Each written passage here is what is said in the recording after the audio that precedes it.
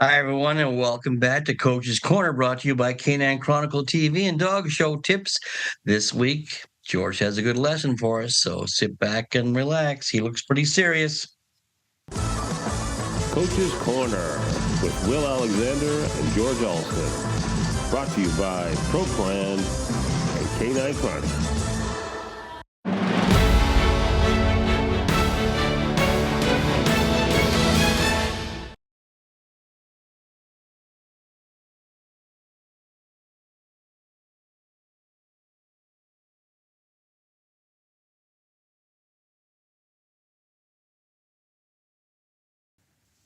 Hi, everybody, and welcome back to this month's edition of Coach's Corner with the coach himself, Mr. George Alston. Hey, George, how's it going? Hey, I'm doing pretty good after 2 weeks with COVID. Yeah, that was a rough one for you, but you look good. You look good. Well, I tell you that this new variation is. I had it twice before. It was over in 4 days. Now it took 2 weeks, and now the antivirus they used to Plavix or whatever it was that they used to give you. There ain't no doctor on the East Coast that'll give it now. Oh. Because they say that they found that it was doing more harm than good. So the only good thing about it was I was stuck in the house for 2 weeks and I was able to rebuild 6 computers for the wounded veterans that I donate to. Oh, good. So I'm about computered out now after rebuilding those. I bet. The topic today is I got a letter from a person from Italy. And, it's surprising that Coach's Corner goes all over the world. Oh, yeah. Oh, yeah. I'm not surprised. He says, this guy, I guess it was a guy, a girl, I don't know, said, you never talk about how to hide faults. Well, that is stupid to go in the ring thinking you're going to hide faults. That means you're showing dogs negatively. And I used to stand outside the ring and watch my competition practice hiding faults. And the minute I saw somebody hiding faults, I knew I had them beat right then and there. Spend all your time showing off the good points. Now, you have to think about the human being. Their eyes react to movement. So the judge might be going over your dog at the head, which is very good, and you're fixing the hindquarter. The movement of your hands distract the judge away from the head, and he looks at the hindquarter, which is a fault. Yeah. My theory was go in the ring, fix the bad part first, and then leave it alone. And my theory was if God couldn't fix it, you can't. And just stay away from that particular point. There was one time I was sitting eating lunch, and a young judge was expounding his expertise, which was sort of stupid. And he said that he found the secret to judging was watch the handlers hide the faults, and then you know what's wrong with your dog. Now, he was a fault judge. There are most judges out there are fault judges. That's the easiest way to judge, too. The 4 best judges in the world of all time were positive judges. They only judge good points. Yeah. Number 1, Alva Rosenberg. Number 2,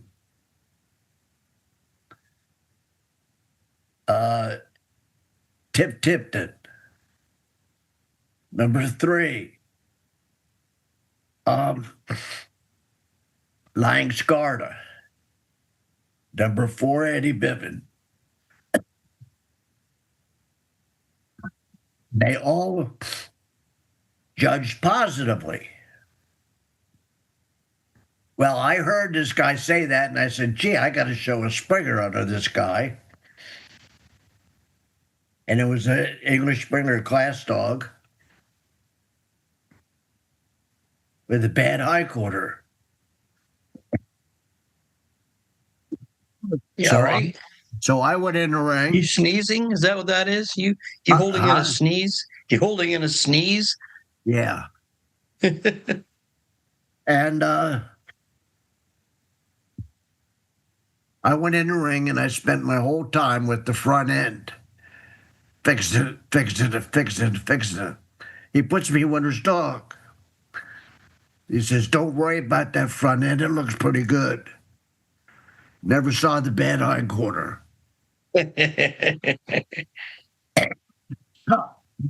So what? The way I used to teach, if you're walking down the street, you see somebody staring up in the sky, what do? You look, because human being is very curious. Where you see him staring off into space or staring at something in the window, you look to see what he's looking at. You use this when you're showing dogs. You look at and admire, and the judge will look to see what you're looking at. And this is how you present the good things. Back in the 50s, Janie Forsyth and Annie Clark were young, upcoming handlers. And they had developed what they called hand jive.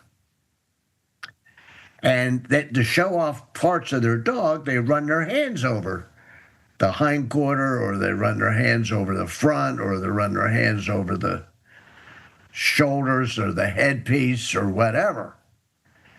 And in the beginning, this looked like it was a pretty good thing. But it was called hand jive.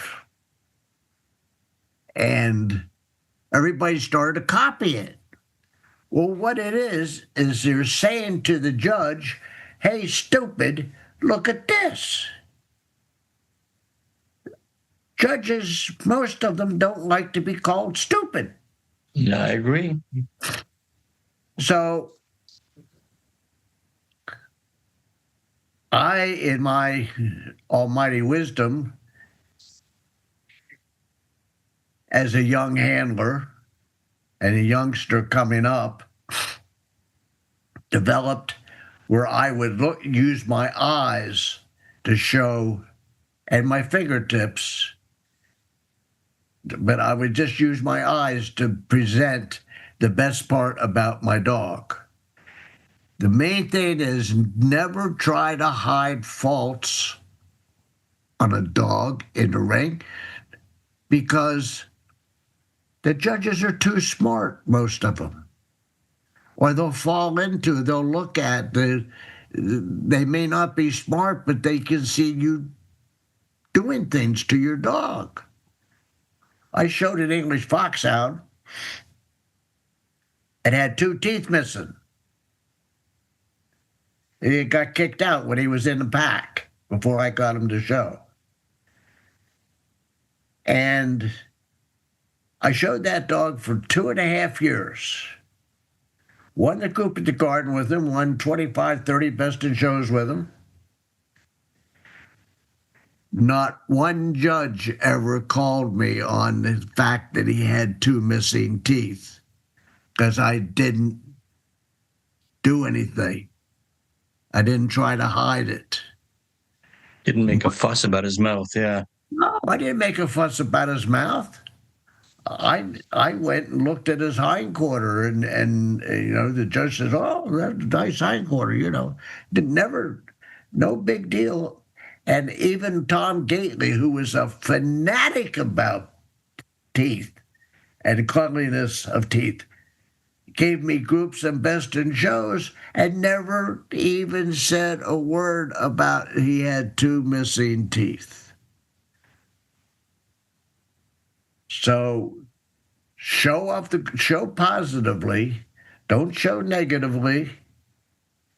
The minute you show negatively, you're defeated before you ever walk in the ring. I agree with that. That's a good lesson. I teach that lesson as well. I'm sure I learned it from you. So, You what? I think it was you learned that when you sat in on that class I taught here in Salisbury. Oh, I learned it before that because I remember when I was showing Impresario, I forget what dog you were showing. It was an in-between dog for you. And Impresario was long. And you said to me, stop setting him straight up. Set him up on an angle. So you're not hiding it, but you're showing his front end and you're showing his head. Meanwhile, the illusion is he looks a little shorter.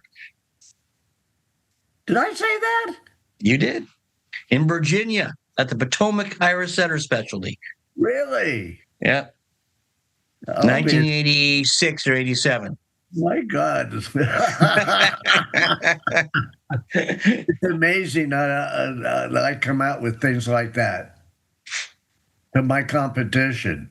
Yeah, exactly. I think you beat me that day, though. That's all right. I did what? I think you beat me that day, though. I did? Yeah, but I would always help. I would always help people, and people would say, "Why do you keep helping people?" I said, "Look, with a 1 minute or 2 minute tip, if they can turn around and they can beat me, God bless them." And I like to help people as well, so I'll always help people. But it's amazing what they take out of that lesson. So it depends on the student what they take out of that lesson. So. If I don't think they're going to use it, I don't even say a word. Well, the way I look at that one lesson is if I had been a negative handler, I would have all I would have taken away from that lesson is that George Alston thinks my dog is long. That's all I would have taken away, Well, that's one thing I was so proud of my daughter Jane. With all the winning she did and going best in show at Westminster, that's great. But I think her greatest thing she gave to the dog game is that she never once turned down an owner handler for help. I never saw her, and even professional handlers. So I watched her spend 45 minutes to an hour after best in show showing somebody how to trim an Irish. Yeah. And she'd help other handlers too. I mean, she wasn't afraid to help people. No. And there's so many of the handlers that are out there that, I mean, I did too. But there's so many handlers out there. Oh no, that's a secret. I'm not going to teach that. I'm not going to tell anybody my secrets. Yeah. And that doesn't help the sport. So not at all. Not at all. Well, that's a good lesson, George. Thanks. That's my lesson for today. And by the way, this is number 20, Coach's Corner. Oh, wow. Number 20. Excellent. All right. Thanks, George. Okay. And remember, dogs are folks. Oh, I wanted to show you. This is something I was going through Mary Ann was going through some stuff from the old kennel. That's true. That hanging on my wall in my office? I do. On that note, dogs are people too. That goes back 50 years, buddy. Thanks, George. Okay, so long. Thanks, George. Great lesson. Stay positive. Don't try to hide things. That's a great lesson. If you like what you're seeing here, make sure you press the like, share, and subscribe button, and I'll see you down the road. And don't forget about the other podcasts. Take care, guys. And this year, with her strong athletic build, her fluid gait, and her confidence in the ring, the Beagle by the name of Miss P became the 9th. The best in show is the Beagle. Congrats, Miss P, on winning the 139th Westminster Best in Show.